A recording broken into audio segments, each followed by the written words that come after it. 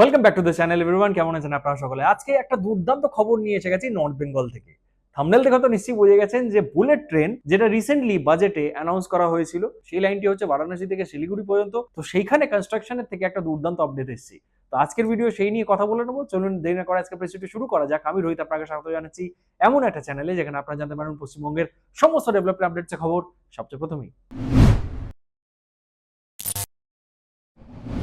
Varanasi two Siliguri, এটা হচ্ছে নতুন বুলেট ট্রেন প্রজেক্ট যেটা এই ফিনান্স বাজেটের মধ্যে আমাদের ফাইন্যান্স মিনিস্টার ঘোষণা করেছিল। In order to promote environmentally sustainable passenger systems, we will develop 7 high-speed rail corridors, Varanasi to Siliguri.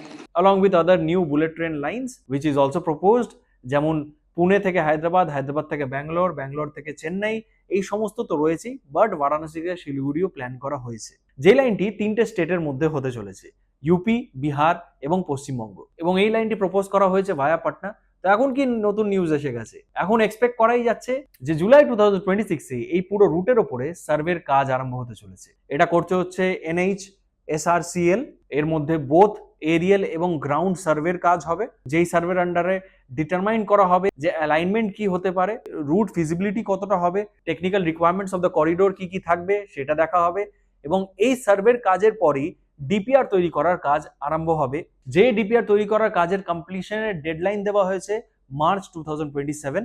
DPR includes technical planning, estimated cost, route alignment finalization, land requirement কতটা হবে তার জন্য, এবং এক্সিকিউশন ডিটেলস। ডিপিআর ফাইনাল হয়ে যাওয়ার পর আমরা সকলেই জানি যে টেন্ডার্স রিলিজ করা হয় কনস্ট্রাকশনের।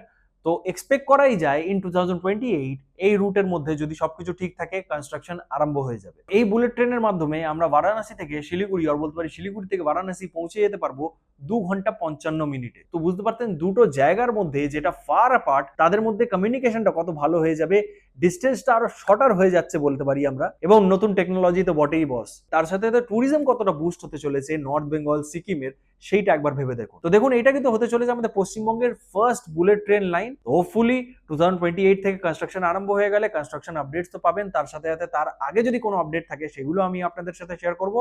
কেমন লাগলো আপনাদের এই খবরটা জেনে অবশ্যই কমেন্ট করে জানাতে ভুলবেন না কমেন্ট বক্সে। যদি ভিডিওটি ভালো লেগে থাকে অবশ্যই লাইক, শেয়ার এন্ড সাবস্ক্রাইব করে যাবেন চ্যানেলটিকে। সাবস্ক্রাইব প্লিজ করে যাবেন যাতে ভিডিওস গুলো আরো ওয়াইডার অডিয়েন্সের কাছে পৌঁছায়। দেখা হচ্ছে আপনাদের সঙ্গে পরের এরকম একটা দুর্দান্ত ভিডিওতে। ততক্ষণ কি ভালো থাকুন, সুস্থ থাকুন এবং দেখতে থাকুন আপনার প্রিয় channel West Bengal with Rohit. Tata, দেখা হচ্ছে।